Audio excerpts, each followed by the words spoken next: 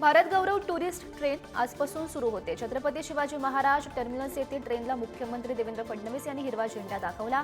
त्यामुळे राज्य सरकारकडून विशेष पर्यटक ट्रेन छत्रपती शिवाजी महाराज सर्किटची घोषणा केली गेली।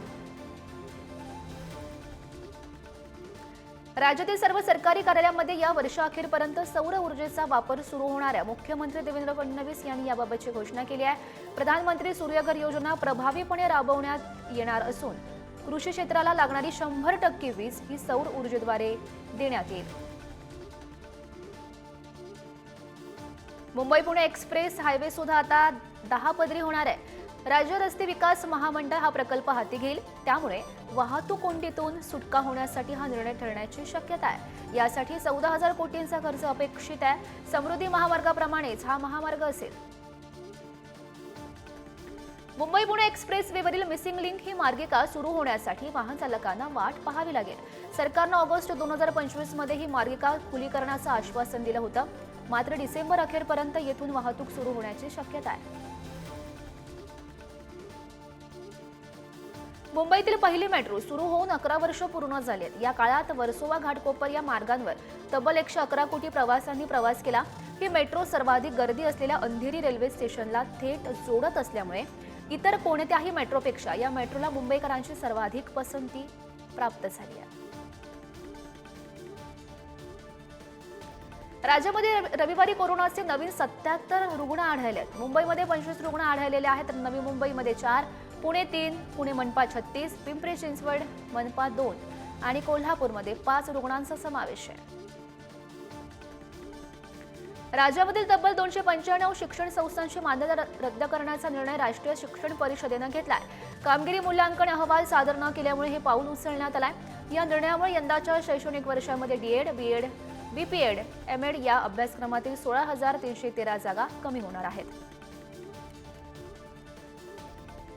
11वीच्या प्रवेश प्रक्रियेमधील नियोजन शून्य कारभारामुळे प्रवेशाची पारदर्शकता धोक्यात आली आहे। अपूर्ण माहिती, वेळापत्रकामध्ये बदल, तारखांबाबत संभ्रम या सगळ्या गोंधळांमुळे विद्यार्थी आणि पालक भांबावले आहेत। सुधारित वेळापत्रकानुसार 26 जूनला पहिली यादी जाहीर होणार आहे।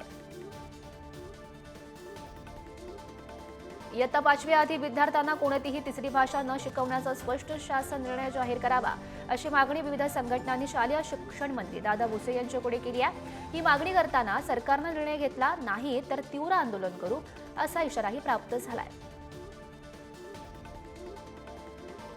यंदाच्या शैक्षणिक वर्षांपासून स्कूल बस चालकांची दर आठवड्याला मद्यपान चाचणी केली जाईल। प्रत्येक स्कूल बसमध्ये महिला कर्मचारी सीसीटीव्ही, जीपीएससह सुविधा बंधनकारक करण्यात आल्यात।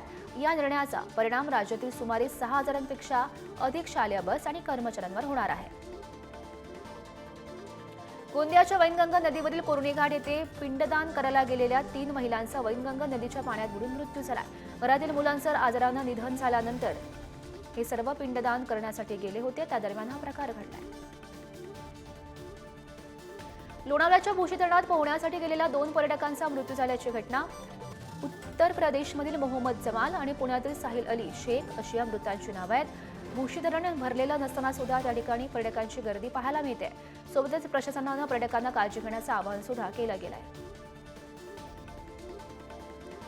संभाजीनगरच्या पैठणच्या आगलावे गेवराई येथे मासे पकडण्यासाठी गेलेल्या 2 भावंडांचा शेततळ्यात बुडून मृत्यू झालाय। सतीश एकनाथ आगळे वय वर्ष 18, गौरव शिवाजी आगळे वय वर्ष 16 असं मृत्यू झालेल्या मृतांची नावं आहेत आणि मृत झालेल्या तरुणाचा पाण्यामध्ये शोध घेतला जातो। पालघरच्या अशोक घोडी हत्या प्रकरणातील मुख्य आरोपी त्यांचा भाऊ अविनाश धोडी याला बेड्या ठोकण्यात गुन्हे शाखेला अखेर यश आलंय। तब्बल 3.5 महिने हुलकावणी देणाऱ्या अविनाशच्या मुसक्या आवळण्यात अखेर पोलिसांना यश आलंय। 19 जानेवारीला अशोक धोडी यांचं अपहरण करून त्यांची हत्या झालेली होती।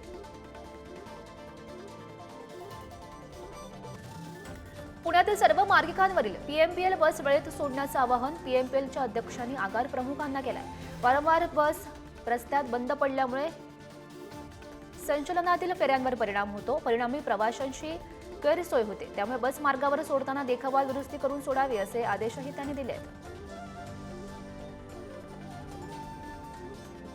रत्नागिरीमध्ये एलपीजी गॅसचा टँकर आणि मिनी बस यांच्यात भीषण अपघात घडलेला आहे। अपघातामुळे गॅस गळती झाली, त्यामुळे ही 2 वाहनं जळून खाक झाली। सोबतच बावनदी पुलाजवळील घरांना आग लागलेली होती, त्यामुळे वाहतूक कोंडी सुद्धा झालेली होती.